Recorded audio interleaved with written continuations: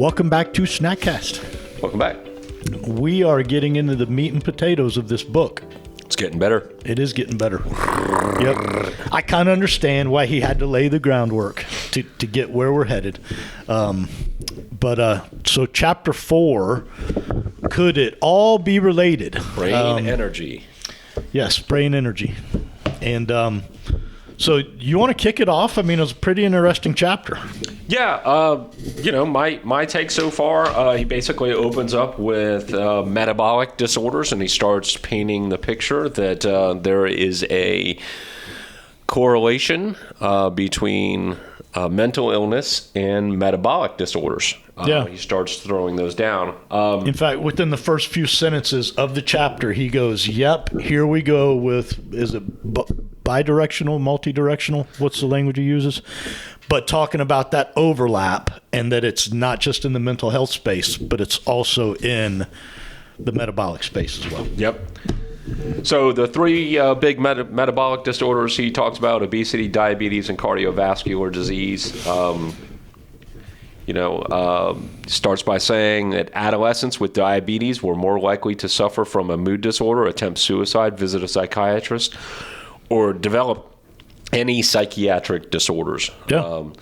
Children with autism are 40% more likely to be obese.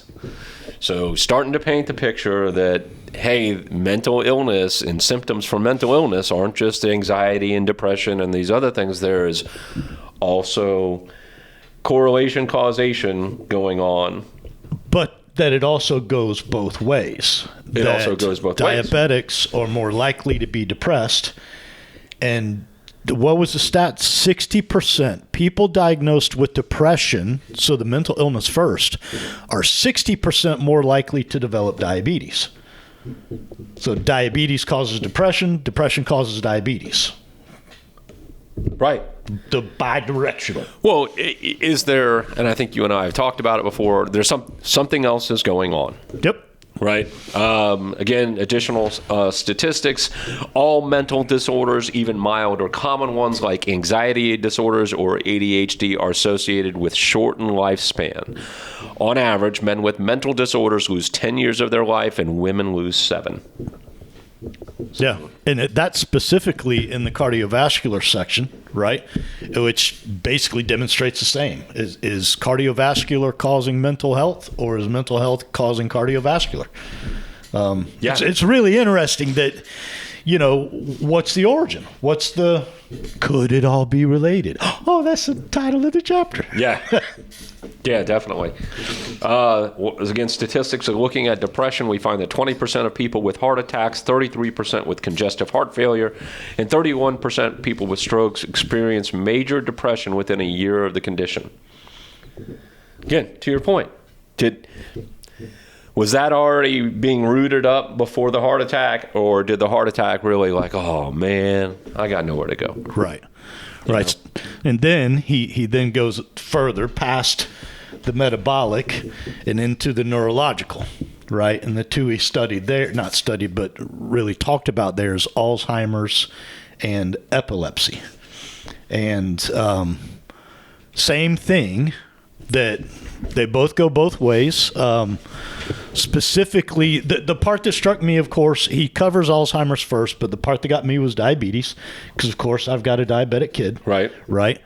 And, one of the statistics, diabetics diagnosed under 6 years old, if I'm remembering the stat right, are 6 times more likely to develop epilepsy. My kid was diagnosed at 2. So, when I read that, obviously that kind of burned into my head a little bit. Okay, let me throw one at you, because we've followed Dom D'Agostino. We've followed several other people who are proponents of a ketogenic diet. Ketogenic diet prevents epileptic seizures. Yeah. Yeah, Dom is Houston, we have a connection. Right. So is something metabolically going on that's really poor diet, poor exercise, poor these other things are actually causing a lot of these metabolic issues. Yeah, I think, and that's one of the symptoms is actually just mental illness. I mean, we've seen it in a lot of other areas, right?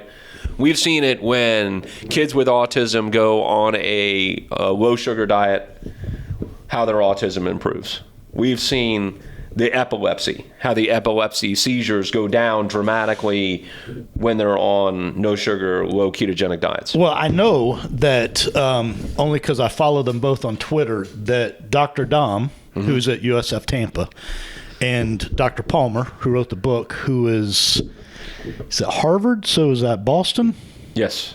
So I know that they're buddies on Twitter. I would even go farther to say I imagine they do research together. So it kind of would make sense. Yeah. One of the other things, I don't know if you were going to talk more about the cardiovascular or anything. We can talk about whatever you want. Yeah. Women with a BMI of greater than 40 have an 82% higher risk of having children with epilepsy, almost double the risk of the general population.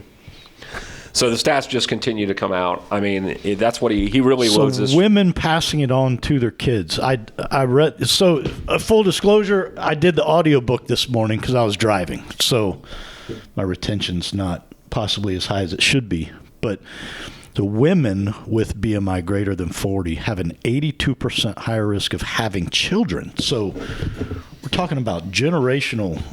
In utero, yeah. In utero, there you go. That's what I was looking for. Yeah. So smart. Having. I think it's starting to connect the dots to me. Is that there is, hopefully he's leading up to something even greater. But it's starting to connect the dots to me that at the core of a lot of this, and maybe that's just an additive, is all of the bad food that we eat is really inflammatory and causes all kinds of other issues. But this is too obvious of a connection to me. So the other thing he mentions here is the rates of all disorders have been skyrocketing over the last 50 years: obesity, cardiovascular disease, and mental disorders. Why is that? Have we had an epidemic of laziness or self-destructive behaviors in our society? Are people no longer capable of self-discipline, or they just not care about their health? What's changed in 50 years, Scott? Our food value has declined dramatically. Our lack of exercise has declined dramatically. Our oils have changed. Seed oils specifically. Seed oils are now predominant. The vegetable oils, your canolas, all that crap. I would make an argument that we have subjected the human body and brain to more changes in the last pick your time frame, decade, 50 years, in large part because of this. The ability to refine foods that obviously computational algorithms help make everything more efficient, good or bad, right? So changes in food supply, to your point, changes in entertainment, reduction of time with people, right? You were telling me you actually took a picture, right? You were in Outback, and this family came in. Yeah, I still got it. You still got it? I'll give it to Jerry to post to really shame this guy in front of the world. Blur's face. Right. But basically, this entire family came in, they sat down, and all four heads were down staring at their phones for enough of an extended time that Yehu over here gets out his phone and does the old chee-chee. Yeah, they never looked up. They never said hi to each other. They literally walked into Outback, and it was probably 15, 20 minutes of screen time without them even so much as lifting their head up. Right. So again, how long has a human been on the earth? 400,000 years, 300,000 years, something like that. We've never done this. It's a brand new transition that, the brain and the body is amazing. And it's going, okay, if this is my new reality, how do I make it efficient? How do I deal with it? But Yeah, I'm sorry, kind of got sidetracked, but not only has mental health always been difficult, he went through that in the beginning of the book, from Sigmund Freud to the guy in 1972 to whatever. But we've introduced so many variables recently, right, that haven't even had time to fully develop. To your point, I mean, I forgot the quote, or not the quote, but it was 1879. Sir Henry Maudsley wrote, "Diabetes is a disease that often shows itself in families in which insanity prevails." There was a all right, I'll own that. There's a connection in 1879. Yeah. Why is it taking us 100 plus years 150 years in order for us to make that connection? Yep. It's crazy.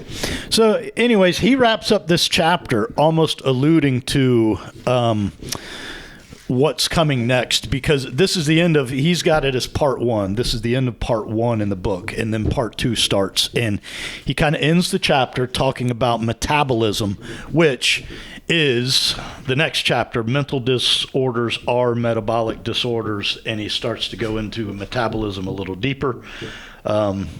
But he kind of wraps it up in talking about metabolism, that brain energy, the name of the book, right?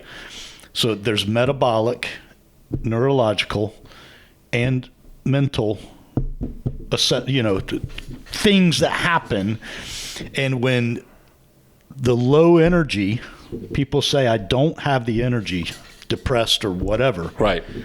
That it's actually real. Right. I'm tired. I have chronic fatigue syndrome. I mean, it's not a motivational problem. It's a real thing. It's a metabolic one, and we have been missing the elephant in the room.